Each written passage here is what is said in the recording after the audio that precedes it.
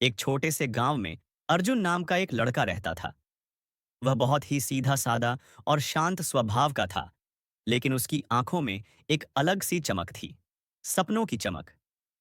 सपना था एक महान चित्रकार बनना। जहां बाकी बच्चे खेल कूद में व्यस्त रहते, वहीं अर्जुन दीवारों पर, मिट्टी पर, यहां तक कि सूखी पत्तियों पर भी कुछ न कुछ बना रहा होता। उसके पास न तो अच्छे ब्रश थे, न महंगे रंग। पुराने टूटे ब्रशों से, कहीं से मिले अधूरे रंगों से और जले हुए कोयले से वह अपनी दुनिया रचता था।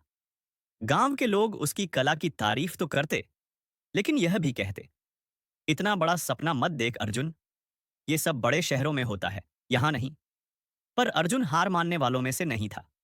वह अक्सर आसमान को देखता और कहता, एक दिन मैं भी उड़ूंगा, बस पंख पूरे होने दो। एक दिन गांव में एक कला उत्सव का आयोजन हुआ।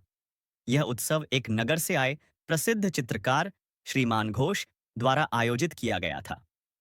उन्होंने घोषणा की कि गांव के बच्चों के बीच चित्रकला प्रतियोगिता होगी और विजेता को शहर के एक प्रतिष्ठित कला विद्यालय में दाखिला दिलवाया जाएगा।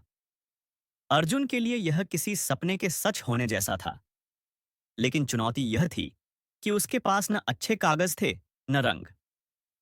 प्रतियोगिता की रात वह सो नहीं पाया। सुबह उठते ही उसने अपनी पुरानी कॉपियों को खंगाला, एक अपेक्षाकृत साफ पन्ना निकाला और बचे हुए रंगों को समेटा। प्रतियोगिता शुरू हुई।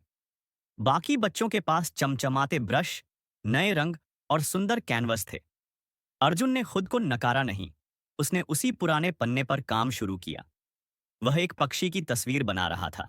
एक ऐसा पक्षी जो उड़ने को तैयार था, लेकिन उसके पंख अधूरे थे। जब श्रीमान घोष उसकी ओर आए, तो उन्होंने उस तस्वीर को ध्यान से देखा। बाकी बच्चों ने सुंदर पेड़, नदियां और पर्वत बनाए थे। सब कुछ पूरा और सुंदर। लेकिन अर्जुन की तस्वीर अधूरी थी। पर उसकी आंखों में गहराई थी, उड़ान की बेचैनी थी।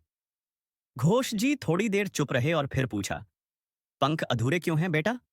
अर्जुन ने हल्के से मुस्कुराते हुए जवाब दिया, क्योंकि मैं चाहता हूं कि जो भी इस तस्वीर को देखे, वह खुद अपने मन में उस उड़ान को पूरा करे। मैं सिर्फ शुरुआत देता हूं, बाकी कल्पना तो हर किसी की अपनी होती है ना। घोष जी की आंखों में नमी आ गई। वे बोले, तुमने आज मुझे सिखाया कि कला सिर्फ रंगों से नहीं, भावनाओं से बनती है। तुम्हारी सोच असाधारण है। अर्जुन को प्रतियोगिता का विजेता घोषित किया गया। घोष जी ने न केवल उसका दाखिला शहर के प्रसिद्ध कला विद्यालय में करवाया, बल्कि उसकी पढ़ाई और रहने का सारा खर्च उठाने का जिम्मा भी लिया। अर्जुन के गांव में यह पहली बार था कि किसी ने सपनों को सच होते देखा था। अब वही लोग जो कभी कहते थे यहां से कोई कलाकार नहीं बनता, वे गर्व से कहते थे, अर्जुन हमारा लड़का है। वर्षों बीत गए। अर्जुन अब एक मशहूर चित्रकार बन चुका था। उसकी पेंटिंग्स देश विदेश में लगने लगीं। लोग उसकी कला में गहराई, भावना और एक खास किस्म की उम्मीद को महसूस करते थे। लेकिन एक बात उसने कभी नहीं बदली। उस अधूरी तस्वीर को उसने अब भी अपने स्टूडियो की दीवार पर सजा कर रखा था। वह रोज उसे देखता और खुद को याद दिलाता कि हर ऊंचाई की शुरुआत एक अधूरी उड़ान से ही होती है। सीख।